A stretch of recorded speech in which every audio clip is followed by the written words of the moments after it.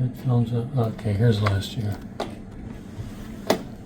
Can't see that very well with this. So here's the cyst from before, and here's the cyst now. Oops. Pretty much the same, except here there is not a crack right there, and the current one there's a little crack right There's there. a crack there. And that's right next to the cyst.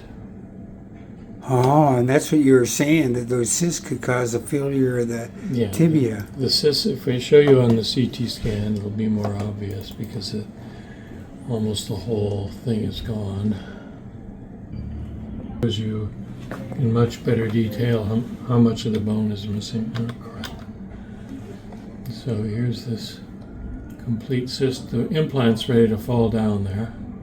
It's ready to fall down. There's nothing holding it up in the back anymore. Oh, look at that. So I'm in trouble. Here's the cyst over the tibia. Right. And this was from February. I don't remember when you had your injections with the stem, with the bone stem. So we have it on the schedule for next week. If you want to cancel, you can cancel.